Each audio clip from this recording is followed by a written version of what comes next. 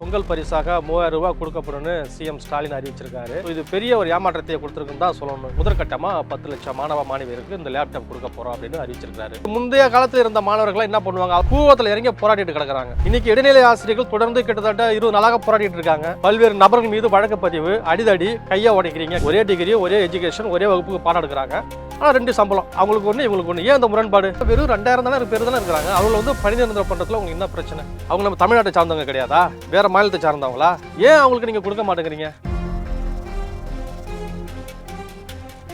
மக்கள் எல்லோருக்கும் வணக்கம். இன்னைக்கு பொங்கல் பண்டிகையை முன்னிட்டு அனைத்து ரேஷன் அட்டைதாரர்களுக்கும், அதாவது அரிசி வாங்கக்கூடிய அட்டைதாரர்களுக்கு பொங்கல் பரிசாக 3000 ரூபாய் கொடுக்கப்படும்னு சிஎம் ஸ்டாலின் அறிவிச்சிருக்காரு. இது பெரிய ஒரு ஏமாற்றத்தை கொடுத்திருக்குன்னு தான் சொல்லணும். மக்கள் எல்லாருமே ஒரு 5000 ரூபாய் கொடுப்பாரு என எதிர்பார்க்கக்கூடிய சூழ்நிலையில இன்னைக்கு 3000 மட்டும் அறிவிச்சிருக்காரு. இதோட சேர்த்து கரும்பு, சக்கரை, பச்சரிசி உள்ளிட்ட பொங்கல் பரிசு தொகை எல்லாம் கொடுக்கப்படும் அப்படின்னு சொல்லியிருக்காரு. டிஎம்கே எதிர்கட்சியா இருக்கும் பொழுது அப்போ அதிமுக ஆட்சியில் இருந்தது. அப்ப இவங்க செல்லக்கூடிய இடங்கள்லாம் யாரு? இப்ப இருக்கக்கூடிய முதலமைச்சர் ஸ்டாலினும் சரி, அவருடைய பையன் துணை முதல்வராக இருக்கக்கூடிய உதயநிதி ஸ்டாலினும் சரி, பேட்டியில் நம்ம பார்க்கலாம். 5000 ரூபாய் கொடுக்கணும், தமிழ்நாட்டு மக்கள் ரொம்ப கஷ்டத்தில் இருக்கிறாங்க, அதிமுக ஆட்சியில 5000 ரூபாய் கொடுக்கணும்னு போற இடங்கள்லாம் பஞ்சாயத்து வச்சாங்க. ஆனா இவங்க ஆட்சிக்கு வந்ததுக்கு பிறகு 2021 கடைசியா அதிமுக ஆட்சி ஆண்டது. அப்போ பொங்கல் பரிசு தொகை எல்லாம் கொடுத்தாங்க.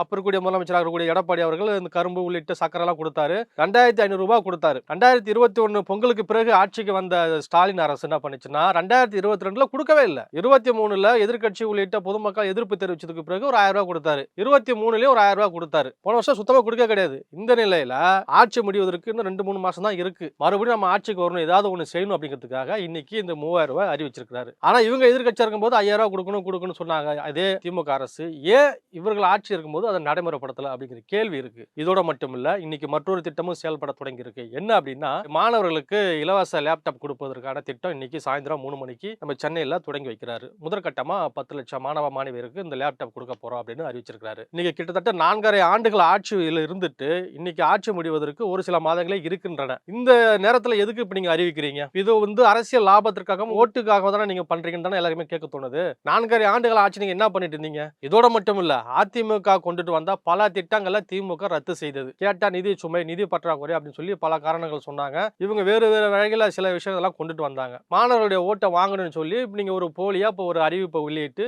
பசங்களுக்கு கொடுக்குறீங்க. இப்போ இது முந்தைய காலத்துல இருந்த மாணவர்கள் என்ன பண்ணுவாங்க? அவர்களாம் இப்ப லேப்டாப் வாங்காம என்ன பண்ணுவாங்க? அவங்களாம் ஓட்டு போட்டுருவாங்களா? சும்மா இவங்க விளம்பரம் தேடுவதற்கும் கடைசி நேரத்துல ஏதாவது ஒண்ணு சொல்லி ஆட்சியை பிடிச்சலாம், தக்க வச்சலாம் அப்படின்னு சொல்லி இன்னைக்கு இந்த மாதிரி அறிவிப்புகள்லாம் வெளியிட்டு இருக்காரு. உண்மையிலே மக்கள் மீது அக்கறை இருந்திருந்தால், மக்களுடைய நலனில முக்கியம் கொண்டிருந்திருந்தால், மாணவர்களுடைய கல்வி எதிர்காலத்தை கருத்தில் கொண்டிருந்தால் ஏற்கனவே லேப்டாப் கொடுத்துருக்கணும். நீங்க வருஷம் பொங்கல் பரிசு தொகையை கொடுத்துருக்கணும். அதையெல்லாம் செய்யாம தேர்தலை மையமாக வைத்துக்கொண்டு அதை கணக்கு போட்டுக்கொண்டு இப்ப அரசியல் லாபத்திற்காக இது செய்யப்படுதுன்னு தான் நம்ம எடுத்துக்கணும். இதோட மட்டும் இல்ல, சமீபத்துல அரசு ஊழியர்களுக்கெல்லாம் பழையபடி ஓய்வு திட்டம் கொடுப்போம் அப்படின்னு சொன்னார். இப்ப இன்னைக்கு எல்லா வாத்தியர்கள்லாம் வரவேற்கிறாங்க, அரசு ஊழியர் சங்கங்கள்லாம் இதை வரவேற்கிறாங்க. இதுல ஒரு கேள்வி எழுதுது. என்ன அப்படின்னா, இன்னைக்கு கிட்டத்தட்ட தமிழகத்தை பொறுத்தவரை 6 லட்சத்திற்கு மேல அரசு ஊழியர்கள்லாம் பணியாற்றி வராங்க. ஆனா இன்னைக்கு சென்னையில 2000க்கும் மேற்பட்ட தூய்மை பணியாளர்கள் கடந்த 5 மாதங்களாக போராடுறாங்க. அவங்களுக்கு கொடுத்த மாதிரி இந்த வாக்குறுதியை ஏன் இவங்களுக்கு நிறைவேற்றவில்லை? இன்னைக்கு பாத்தீங்கன்னாக்க கூவத்துல இறங்கி போராடிட்டு கிடக்குறாங்க. கடந்த ஒரு மாதமா பார்க்கலாம். மெரினாவில் போராடினாங்க, சென்னை நகரம் முழுவதும் போராடினாங்க, மாநகராட்சியை முற்றுகையிட்டாங்க, கொட்டு மழையில போராடினாங்க, பட்டினி போராட்டம் இருந்து பார்த்தாங்க, பிச்சை எடுக்கிற போராட்டம் இருந்து பார்த்தாங்க. இன்னைக்கு கூவத்துல இறங்கி போராடுறாங்க. அப்போ நீங்க சமூக நீதி பேசக்கூடிய அரசு இதுல நீங்க பாகுபாடு பாக்குறீங்க. ஆசிரியர்கள், அரசு ஊழியர்களுக்கு ஒரு நீதி, தூய்மை பணியாளர்களுக்கு ஒரு நீதியா? ஆசிரியர்களா நம்ம நம்மளுக்கு கைவிட்ட கூடாதுன்னு சொல்லி அவங்களுக்கு நீங்க செஞ்சிட்டீங்க. ஆனா தூய்மை பணியாளர்கள் ஏன் செய்ய மாட்டேங்கிறீங்க? அரசு ஊழியர்களையும் தூய்மை பணியாளர்களையும் பிரித்து பாக்குறீங்க. அவர்கள் செய்கின்ற வேலையை வைத்து நீங்க பிரித்து பாக்குறீங்க தான் நம்ம எடுத்துக்கணும். இன்னைக்கு இடைநிலை ஆசிரியர்கள் தொடர்ந்து கிட்டத்தட்ட 20 நாளாக போராடிட்டு இருக்காங்க. பல்வேறு நபர்கள் மீது வழக்கு பதிவு, அடிதடி, கையை உடைக்கிறீங்க காவல்துறை வைத்து.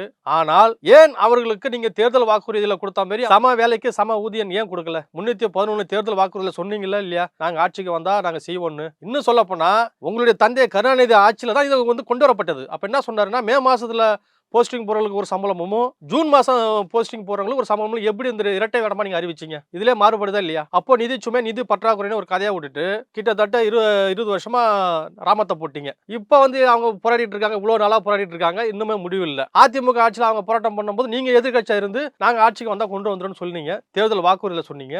ஆனால் இன்னைக்கு 20 நாளா போராடுறாங்க. ஏன் அவர்களுக்கு இடைநிலை ஆசிரியர்களுக்கு சம வேலைக்கு சம ஊதியம் ஏன் வழங்கவில்லை? ஒரே டிகிரி, ஒரே எஜுகேஷன், ஒரே வகுப்புக்கு பாடம் எடுக்கிறாங்க. ஆனா 2 சம்பளம். அவங்களுக்கு 1 இவங்களுக்கு 1. ஏன் அந்த முரண்பாடு? இத வந்து தேர்தல் வாக்குறுதியில குடுத்து அதை நிறைவேற்றுவதற்கு இதுவரையிலும் வழி இல்ல. தூய்மை பணியாளர்கள் வந்து ஒரு பக்கம் போராடிட்டு இருக்காங்க. அவங்களுக்கும் வழி இல்ல. செவிலியர்கள் பணி நிரந்தரம் செய்வேன்னு சொன்னீங்க. அதுவுமே கிடையாது. ஆனால் இன்னைக்கு பெயரளவிற்கு இது போல சில திட்டங்களை அறிவித்து விட்டு மக்களை முட்டாளாக்குவதுதான் இந்த அரசனுடைய தொடர் கதையாக இருக்கிறது. ஏற்கனவே அரசு ஊழியர்களுக்கு சொன்ன மாரி பழைய ஓய்வு திட்டத்த குடுத்துருக்கீங்க. தூய்மை பணியாளர்களுக்கு ஏன் குடுக்க மாட்டேங்கிறீங்க? அவங்க வெறும் 2000 பேர் தானே இருக்கிறாங்க. அவங்கள வந்து பணி நிரந்தரம் பண்றதுல உங்களுக்கு என்ன பிரச்சனை? அவங்களுக்கு நிதி கிடையாதா குடுக்குறதுக்கு? அவங்க நம்ம தமிழ்நாட்ட சார்ந்தவங்க கிடையாதா? வேற மாநிலத்த சார்ந்தவங்களா? ஏன் அவங்களுக்கு நீங்க குடுக்க மாட்டேங்கிறீங்க? இன்னைக்கு பல இடங்கள்ல போராட்டங்கள் பண்றாங்க. நீங்க அத பத்தி எதுவுமே கவனத்துல எடுத்துக்காம நீங்க போயிட்டு இருக்கீங்க. இது வந்து நம்ம என்ன சொல்றோம் அப்படின்னாக்கா, தேர்தல் நெருங்கி வரக்கூடிய வேளையில, அதை மையமாக வைத்துக்கொண்டு, தேர்தல் கணக்க போட்டிய கொண்டு, இப்ப கடைசி நேரத்துல ஏதாவது ஒரு டிராமா பண்ணி மக்கள்ட்ட நல்ல பேர் வாங்கிடலான்னு அரசு முயற்சி பண்ணுது. நிச்சயமா ஒருபோதும் நடக்காதுங்கிறது தான் மக்களுடைய மனநிலையாக இருக்கிறது. அடித்தட்டு மக்களை என்னைக்குமே ஏமாற்ற முடியாது. நீங்க வெற்று அறிவிப்பை வெளியிட்டு விளம்பரம் தேடிக் கொள்வதை விட, இருக்கிற காலத்திலேயாவது இந்த தூய்மை பணியாளர்கள், இடைநிலை ஆசிரியர்கள் போன்ற உடனடியாக அவங்களை வந்து பணி நிரந்தரம் செய்து அவர்களுக்கு உரிய நியாயத்தை பெற்றுக் கொடுக்கணும் அப்படிங்கிறது தான் கோரிக்கையாக இருக்கிறது.